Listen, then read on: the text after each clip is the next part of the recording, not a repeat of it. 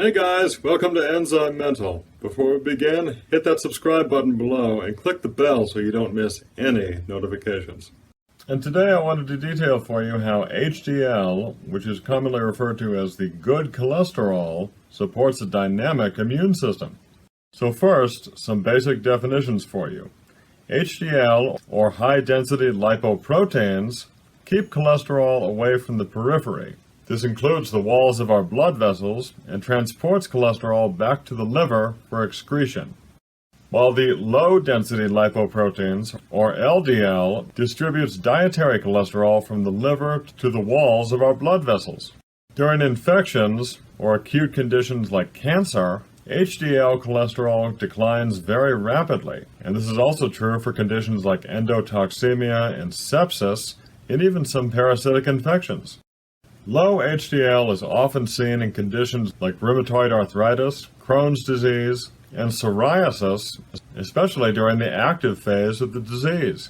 HDL possesses a general host defense activity, which relies on the ability to scavenge and limit endotoxin toxicity, while influencing immune cell response and reducing inflammation during the formation of fatty plaques in the arteries. This is one way that HDL protects against atherosclerosis.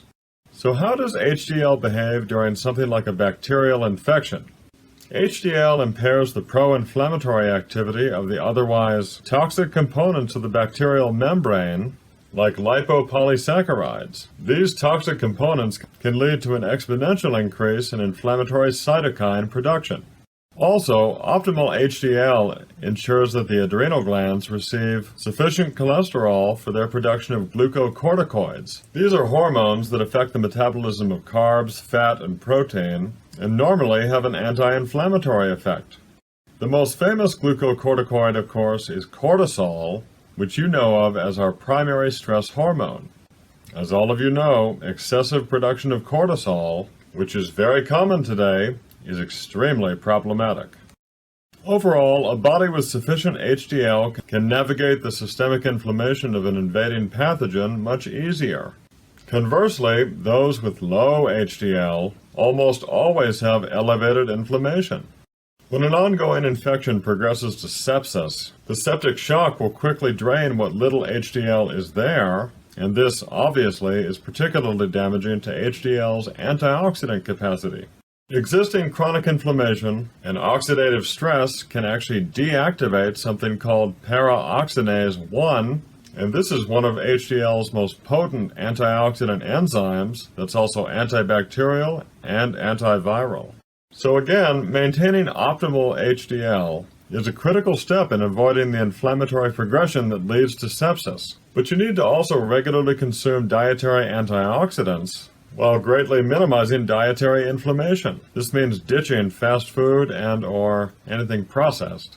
You can think of HDL cholesterol as literally an arsenal of lipids and proteins that optimize immunity. One such HDL protein, L1, or lipoprotein L1, is extremely effective at eradicating invading microbes and parasites. HDL also influences the activity of monocytes, macrophages, dendritic cells, and other white blood cells, mainly by modulating cholesterol content and receptor activity. Monocytes in particular are a key player of the immune system, as they guard against foreign pathogens through cytokine production and phagocytosis, or the ingestion of invading pathogens. HDL also influences the movement and activity of neutrophils, ensuring they are directed towards inflamed tissue in the body. And this in particular is definitely one way that HDL maintains a healthy inflammatory response. So how can you raise and/or maintain your HDL?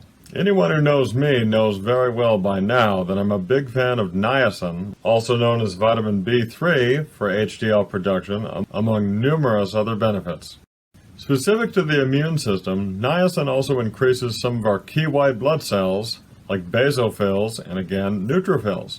These are both primary players of immune activity as they defend the body against bacteria, parasites, and fungus. You do want to start low with niacin because of the famous niacin flush, so try taking anywhere from 25 to 100 milligrams once a day when you eat a full meal. The best results with niacin for HDL production and otherwise will be seen with consistent ongoing use. I would even pair your niacin with vitamin C for even stronger antioxidant protection.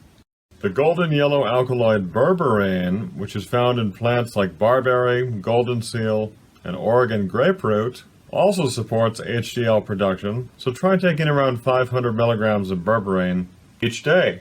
There's even a particular antioxidant called anthocyanins, which is effective at supporting HDL, and we find anthocyanins primarily in dark-colored produce like berries and purple cabbage.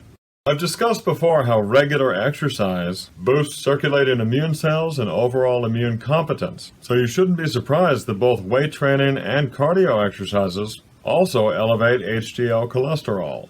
CoQ10 or ubiquinol are both exceptional at preventing cholesterol oxidation, and this is why you'll often see both of them referred to as cholesterol antioxidants. Finally, the therapeutic enzymes nattokinase, serrapeptase, and lipase, when taken together on an empty stomach, can also support HDL production, primarily by digesting oxidized fats, toxins, and other inflammatory compounds in the bloodstream. So, after hearing all of this, do you still think cholesterol is a bad thing? Certainly hope not. Thanks for watching. I'm Jason Carter, and I'll see you next time on ENZYMENTAL. Stay healthy.